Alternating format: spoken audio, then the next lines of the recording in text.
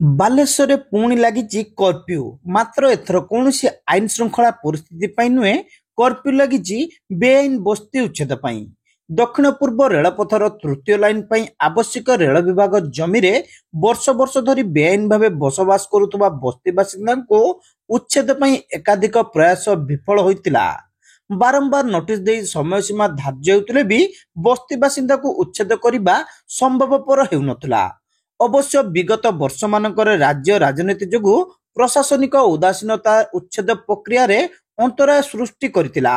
ରାଜ୍ୟରେ ନୂତନ ସରକାର ଗଠନ ପରେ ବିକାଶମୂଳକ ପ୍ରକଳ୍ପ କାର୍ଯ୍ୟକାରିତାରେ ସବୁ ପ୍ରକାରର ପ୍ରତିବନ୍ଧକ ଦୂର ପାଇଁ ଉଦ୍ୟମ ବେଶ କ୍ରିୟାଶୀଳ ହୋଇଛି। ଏହି କ୍ରମରେ ରେଳ ବିଭାଗ ଜମିରୁ ଜବରଦଖଲ ହଟାଇବା ପାଇଁ ପ୍ରଶାସନ ଚରମ ପଦକ୍ଷେପ ସ୍ୱରୂପ ସ୍ଥାନୀୟ ଅଞ୍ଚଳରେ କର୍ଫ୍ୟୁ ଲଗାଇଛି। ଉଚ୍ଛେଦ ପ୍ରକ୍ରିୟାରେ ଅନ୍ତର୍ଭୁକ୍ତ ସମସ୍ତ ବିଭାଗର ସମନ୍ୱୟରେ ସଂଖ୍ୟାଧିକ ଜେସିବି ମେସିନ ସହ ଶତାଧିକ କର୍ମଚାରୀଙ୍କୁ ନିୟୋଜିତ କରାଯାଇଛି। ରେଳ ବିଭାଗ ଜମିରୁ ହଟିଯିବା ପାଇଁ ବସ୍ତି ବାସିନ୍ଦାଙ୍କୁ ପୂର୍ବରୁ ନୋଟିସ ଦିଆଯାଇଥିଲା। ମାତ୍ର ଉଚ୍ଛେଦ ପ୍ରକ୍ରିୟା କେବେ ହେବ ସେ ବାବଦରେ କାହାକୁ କିଛି କୁହାଯାଇ ନଥିଲା। ତେଣୁ ସମସ୍ତେ ଭାବିଥିଲେ ଚିରାଚରିତ ଢଙ୍ଗରେ ପ୍ରଶାସନ ନୋଟିସ ଜାରି କରିଛି। କେହି ଆସିଲେ ପୂର୍ବ ଭଳି ବିରୋଧ ପ୍ରଦର୍ଶନ ସହ ଉଚ୍ଛେଦ ପ୍ରକ୍ରିୟାକୁ ବ୍ୟାହତ କରାଯିବ। ବସ୍ତି ବାସିନ୍ଦାଙ୍କ ବିରୋଧକୁ ଏଡ଼ାଇବା ପାଇଁ ଜିଲ୍ଲା ପ୍ରଶାସନ ପକ୍ଷରୁ ଶୁକ୍ରବାର ସନ୍ଧ୍ୟାରେ ହଠାତ୍ କର୍ଫ୍ୟୁ ଜାରି କରାଯାଇଥିଲା। ବିଶେଷ କରି ବାଲେଶ୍ୱର ସହର ଉପକଣ୍ଠ ଫୁଲାଡି ଠାରୁ ରେଳ ଷ୍ଟେସନ ପର୍ଯ୍ୟନ୍ତ ରେଳ ଧାରଣର ଉଭୟ ପାର୍ଶ୍ୱରୁ ଜବରଦଖଲ ପାଇଁ ସ୍ଥାନୀୟ ଅଞ୍ଚଳରେ କର୍ଫ୍ୟୁ ଜାରି ହୋଇଥିବା ସୂଚନା ଦିଆଯାଇଥିଲା। ନୂଆବଜାର ପରିବା ମାର୍କେଟ ଠାରୁ ଅରଡ଼ ବଜାର, ହରିପୁର ଠାରୁ ଦର୍ଜି ପୋଖରୀ ଛକ, କସିମିଳା ପୋଲ ଠାରୁ ଫୁଲାଡି ଛକ, ନୂଆବଜାର ରେଳ ଫାଟକ, ଗୋଳାପୋଲ ଏବଂ ନୂଆବଜାର ପରିବା ମାର୍କେଟ ପ୍ରଭୃତି ଅଞ୍ଚଳରେ ଶନିବାର ଭୋର 4ଟାରୁ ରାତି 10ଟା ଏବଂ ରବିବାର ଭୋର 4ଟାରୁ ରାତି 10ଟା ପର୍ଯ୍ୟନ୍ତ ଏହି କର୍ଫ୍ୟୁ ଲଗାଯାଇଥିବା ପ୍ରଶାସନ ପକ୍ଷରୁ ନିର୍ଦ୍ଦେଶନାମାରେ ଦର୍ଶାଯାଇଛି। ଏହି ସମୟ ମଧ୍ୟରେ ରାସ୍ତାର ଉଭୟ ପାର୍ଶ୍ୱରେ ଥିବା ଦୋକାନ ବଜାର ବନ୍ଦ ରହିବା ସହିତ ଘରୁ କେହି ନ ବାହାରିବା ପାଇଁ ପରାମର୍ଶ ଦିଆଯାଇଛି।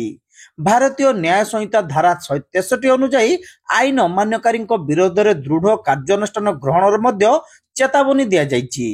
ପ୍ରଶାସନ ପକ୍ଷରୁ କର୍ଫ୍ୟୁ ନିର୍ଦ୍ଦେଶ ଜାରି ହେବା ପରେ ବିରୋଧ ପାଇଁ କେହି କିଛି ପଦକ୍ଷେପ ନେବା ପୂର୍ବରୁ ସକାଳୁ ସକାଳୁ ଆରମ୍ଭ ହୋଇଯାଇଥିଲା ଉଚ୍ଛେଦ ପ୍ରକ୍ରିୟା। ରେଳ ଧାରଣାରୁ 45 ମିଟର ପର୍ଯ୍ୟନ୍ତ ଅଞ୍ଚଳରେ ମୋଟ 238ଟି ଘରୁ ପ୍ରାୟ 1,500 ଲୋକଙ୍କୁ ଉଚ୍ଛେଦ ପାଇଁ ପ୍ରାଥମିକ ନିଷ୍ପତ୍ତି ଅନୁଯାୟୀ ଏକାଧିକ ଜେସିବି ଗାଡି ବସ୍ତି ଭିତରକୁ ପଶିଥିଲା। ମେସିନ ଗୁଡିକ ଘର ଭାଙ୍ଗିବା ଆରମ୍ଭ କରିବା କ୍ଷଣି ଲୋକମାନେ ଆସବାବପତ୍ର କାଢି ନେବାକୁ କିଛି ସମୟ ପାଇଁ ନିବେଦନ କରିଥିଲେ। ସେହି ଅନୁସାରେ ଘଣ୍ଟାଏ ସମୟ ଦେବା ପରେ ପୁଣି ଆରମ୍ଭ ହୋଇଥିଲା ଘର ଭଙ୍ଗା ଅଭିଯାନ। ଗୋଟିଏ ପରେ ଗୋଟିଏ ଘର ମାଟିରେ ମିଶିଯିବା ସହିତ ସମ୍ପୃକ୍ତ ଜମିକୁ ସମତୁଲ କରାଯାଇଥିଲା। ଉଚ୍ଛେଦ ହେବାକୁ ଥିବା ଅଞ୍ଚଳରୁ ବିଦ୍ୟୁତ ସଂଯୋଗ ବିଚ୍ଛିନ୍ନ ପାଇଁ ଟିପିଏନଡିଏଲର 3ଟି ସେକ୍ସନର ପ୍ରାୟ 50ରୁ ଉର୍ଦ୍ଧ୍ୱ କର୍ମଚାରୀ ନିୟୋଜିତ ହୋଇଥିଲେ। ଅଗ୍ନିକାଣ୍ଡ ଭଳି କୌଣସି ପ୍ରକାରର ପ୍ରତିକୂଳ ପରିସ୍ଥିତିକୁ ଏଡ଼ାଇବା ପାଇଁ ଅଗ୍ନିଶମ ବିଭାଗକୁ ମଧ୍ୟ ମୁତୟନ କରାଯାଇଥିଲା। ସ୍ୱାସ୍ଥ୍ୟ ସମସ୍ୟାକୁ ନିୟନ୍ତ୍ରଣ ପାଇଁ ଉଚ୍ଛେଦ ଅଞ୍ଚଳରେ 2ଟି ଆମ୍ବୁଲାନ୍ସକୁ ସଜାଗ ରଖାଯାଇଥିଲା। 25 ଜଣ ମାଜିଷ୍ଟ୍ରେଟଙ୍କ ସହ ଆଇନ ଶୃଙ୍ଖଳା ପରିସ୍ଥିତିର ମୁକାବିଲା ପାଇଁ additional SP Dibyajyoti Das, city DSP Subhranshu Sekhar Nayak, Sahadevkhunta ଥାନା ଅଧିକାରୀ ଜୟନ୍ତ ବେହେରା ଓ ଟାଉନ ଥାନା ଅଧିକାରୀ ଅଶୋକ ନାୟକ ପ୍ରମୁଖଙ୍କ ନେତୃତ୍ୱରେ ଅନ୍ୟ 2 ଜଣ ଡିଏସପି, 10 ଜଣ ଇନ୍ସପେକ୍ଟର, 20 ଜଣ ଏଏସଆଇ ଏବଂ 4 ପ୍ଲାଟୁନ ଫୋର୍ସ ମୁତୟନ ହୋଇଥିଲେ। ରେଳ ବିଭାଗ ଜମିରୁ ଜବରଦଖଲ ଉଚ୍ଛେଦ ହେଉଥିବାରୁ ଆରପିଏଫ ଫୋର୍ସ ମଧ୍ୟ ସେଠାରେ ଉପସ୍ଥିତ ଥିଲେ। ଅରଡ଼ ବଜାର ଅଞ୍ଚଳର ରେଳ ଧାରଣା ପାର୍ଶ୍ୱରେ ଗଢ଼ି ଉଠିଥିବା ବସ୍ତି ଦିନକୁ ଦିନ ବାଲେଶ୍ୱର ସହର ପାଇଁ ଅଜାଗା ଘା ଭଳି ପରିସ୍ଥିତି ସୃଷ୍ଟି କରିଥିଲା। ବେଆଇନ ବାଂଲାଦେଶୀଙ୍କର ଆଶ୍ରୟସ୍ଥଳୀ ପାଲଟି ଯାଇଥିଲା ସମ୍ପୃକ୍ତ ଅଞ୍ଚଳ। ବେଆଇନ ବ୍ରାଉନ ସୁଗାର କାରବାର ପାଇଁ କୁଖ୍ୟାତି ଅର୍ଜନ କରିଛି ଅରଡ଼ ବଜାରର ଗୋଳାପୋଲ ବସ୍ତି।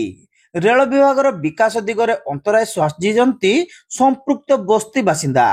ବିଗତ 24 ବର୍ଷ ଶାସନରେ ସହାୟକ ପାଲଟିଥିବା ବସ୍ତି ବାସିନ୍ଦାଙ୍କୁ ଉଚ୍ଛେଦ ପାଇଁ ତତ୍କାଳୀନ ସରକାର ଅମଳରେ ଆଦୌ ପ୍ରଚେଷ୍ଟା ହେଉନଥିଲା। ଫଳରେ ରେଳ କରିଡରର ନିର୍ମାଣ ପାଇଁ ତୃତୀୟ ରେଳ ଲାଇନ କାର୍ଯ୍ୟ ବାଧାପ୍ରାପ୍ତ ହୋଇଥିଲା। ସରକାର ପରିବର୍ତ୍ତନ ପରେ ପ୍ରଶାସନ ପକ୍ଷରୁ କଡ଼ା ଆଭିମୁଖ୍ୟ ଗ୍ରହଣ କରାଯାଇଛି।